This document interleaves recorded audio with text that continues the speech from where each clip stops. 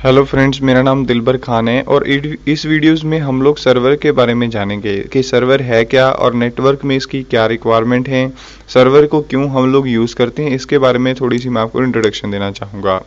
तो वैसे अगर हम लोग बात करें नेटवर्क की, तो नेटवर्क के अंदर कई तरह के सर्वर ऑपरेटिंग सिस्टम आपको मिल जाएंगे जिनको हम लोग NOS भी कह सकते हैं। NOS basically network operating system, जो कि यूज़ किए जाते हैं नेटवर्क के अंदर अलग अलग तरह की सर्विसेज को प्रोवाइड कराने के लिए। जैसे कि सर्विसेज आपकी हो सकती हैं, लाइक कई तरह की सर्विसेज होती हैं, लाइक आप वेब सर्वर बनाना चाहते हो, लाइक आप FTP सर्वर बनाना चाहते हो या DHCP, जिनके बारे में नेक्स्ट हम लोग डिस्कस करेंगे। तो ऐसा कुछ नहीं है कि सर्वर मशीन कुछ अलग से होती हैं। दिखने में आपका एक फिजिकल जो आपके घर का लैपटॉप कंप्यूटर, आप उसको भी एक सर्वर की तरह काम करवा सकते हो। जस्ट उसके लिए आपको क्या करना होगा, अपने उस कंप्यूटर के अंदर सर्वर ऑपरेटिंग सिस्टम इंस्टॉल करना होगा। सर्वर ऑपरेटिंग सिस्टम जो आपको मार्केट के अंदर प्रोवाइड कराती है कंपनीज या उनके प्रोवाइडर्स हैं, वो विंडोज, लिनक्स के लिए काम करने वाली कई सारे ब्रांड हैं, जैसे कि अबंटू, रेड हैट, फेडोरा या फिर मिंट, सेंटोस, तो कुछ ही ऑपरेटिंग सिस्टम है। इसके अलावा कुछ और आपकी स्क्रीन के ऊपर ऑपरेटिंग सिस्टम यानी कि सर्वर ऑपरेटिंग सिस्टम बनाने वाली कंपनीज के नाम आपको शो हो रहे हैं। देखिए, सर्वर ऑपरेटिंग सिस्टम को इंस्टॉल करने के लिए आप अपना नॉर्मल कंप्यूटर भी यूज़ कर सकते हो। उसी के ऊपर जस्ट आपको क्या करना होगा, अपने सर्वर ऑपरेटिंग सिस्टम को डाउनलोड कीजिए और उन सर्विसेज को डाउनलोड करने के बाद इंस्टॉल कीजिए और उन सर्विसेज को कॉन्फ़िगर कर दीजिए।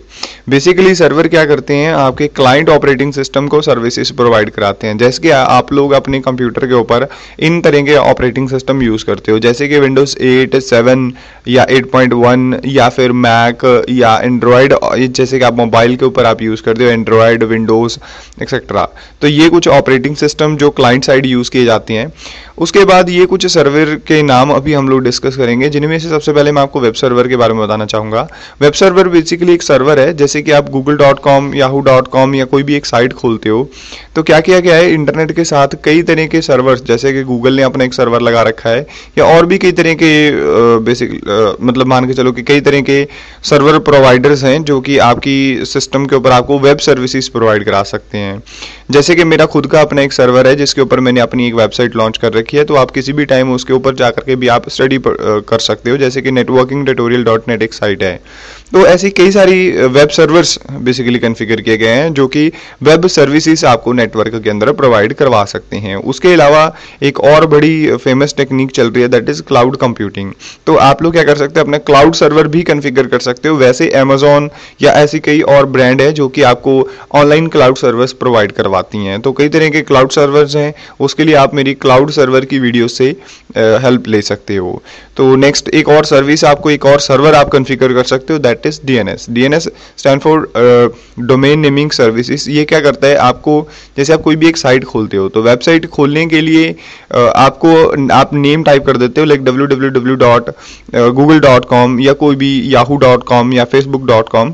तो वो लेकिन जो नेटवर्क के अंदर कंप्यूटर विजिबल होते हैं वो नेम से नहीं बल्कि IP एड्रेस से विजिबल होते हैं, या IP एड्रेस से आप कनेक्ट हो सकते हो।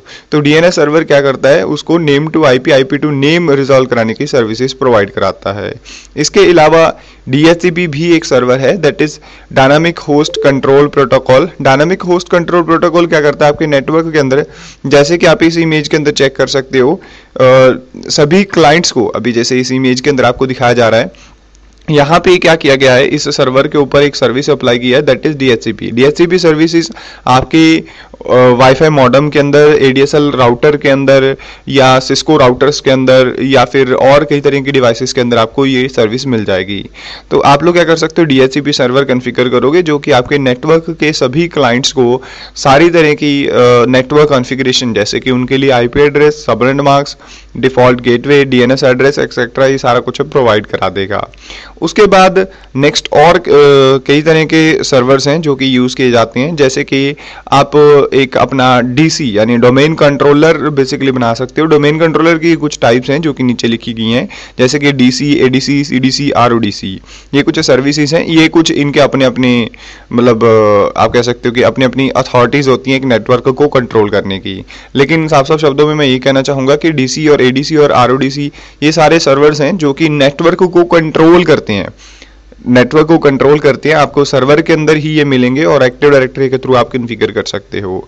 उसके अलावा आप बात करो WDS, ये एक और सर्वर है जो कि लैन कार्ड के through Windows operating system install करवाता है।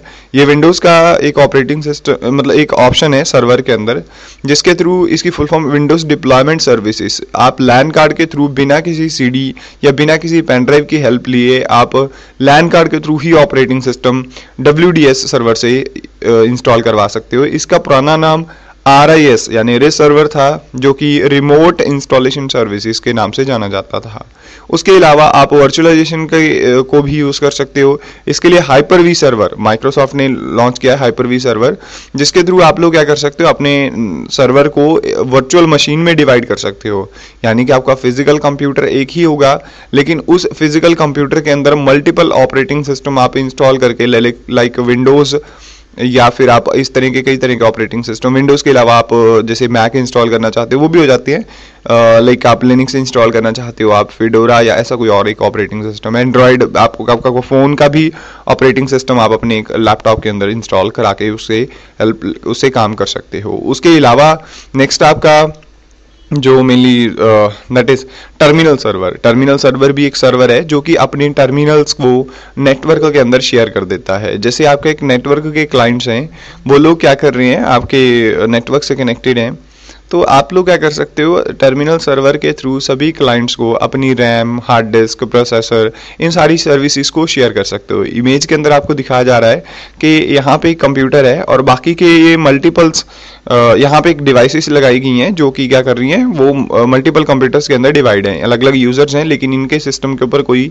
आपको CPU नहीं नजर आएगा। वो क्या कर रहे हैं, इसी सिस्टम के टर्मिनल्स को यूज करके सिस्टम एक्सेस कर रहे हैं। वैसे विंडोज में ये सर्विस कुछ अलग तरीके से, ये तो एक थिन क्लाइंट की सर्विस है जो कि यहाँ पे शो हो रही है, लेकिन विंडोज में क्या होता है कि आपके सिस्टम्स के ऊपर आपको कोई भी एप्लीकेशन इंस्टॉल करने की जरूरत नहीं है।